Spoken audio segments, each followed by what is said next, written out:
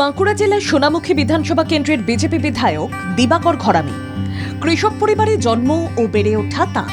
ছেলেবেলা থেকেই পড়াশোনার পাশাপাশি বাবা ও দাদার সঙ্গে মাঠে নেমে চাষের কাজ করতেন তিনি। সেই মাটির টান আজও অটুট। রাজনীতির ব্যস্ত ময়দান, জনসভা, দলীয় কর্মসূচি সবকিছুর মাঝেই আজও মাটির টান ভোলেননি সোনামুখীর বিজেপি বিধায়ক।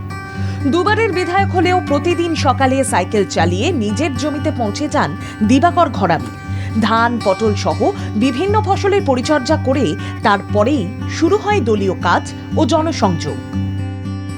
আমি যখন বিরোধী দলের বিধায়ক ছিলাম তখনও এই বিষয়ে প্রচুর প্রশ্ন রেখেছি বিধানসভায়।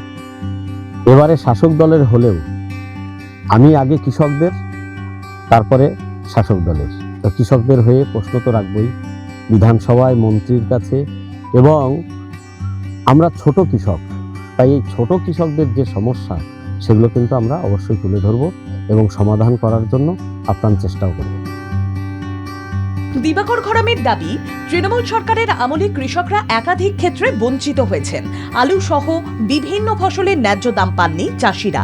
অনেক কৃষক সরকারি প্রকল্পের সুবিধা থেকেও বঞ্চিত ছিলেন বলে অভিযোগ তার। তবে এবার বিজেপি সরকার ক্ষমতায় আসায় কৃষকদের সমস্যার সমাধান হবে বলেই আশাবাদী তিনি। তৎকালীন বিরোধী দলনেতা বর্তমান মুখ্যমন্ত্রী শুভেন্দুদা বলেছিলেন, আলুর দাম নেই, তৃণমূলের ভোট নেই। কৃষকদের জন্য বিজেপি সরকার আছে, থাকবে। এই যে বহু কৃষককে যে পিএম কিষাণ পেতে দেয়নি মমতা বন্দ্যোপাধ্যায়ের বঞ্চনার জন্য, একগুঁয়েমির জন্য, সেই কৃষকরা আগামী দিনে পিএম কিষাণ পাবে। কেন্দ্রের কৃষক কল্যাণমূলক প্রকল্পগুলিও এবার রাজ্যে সঠিকভাবে কার্যকর হবে বলে মনে করছেন সোনামুখীর এই কৃষক বিধায়ক। 1996 সাল থেকে সক্রিয়ভাবে রাজনীতির সঙ্গে যুক্ত দিবাকর ঘরামি।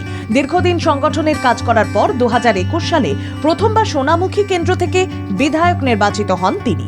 এরপর এলাকায় মানুষের পাশে থেকে উন্নয়ন ও সংগঠনের কাজ করার পর 2026 সালেও ফের জয়ী হয়ে দ্বিতীয়বারের জন্য বিধায়ক হন দিবাকর ঘরামি। বাঁকুড়া থেকে কৈলাস বিশ্বাসের রিপোর্ট, বাংলা জাগো।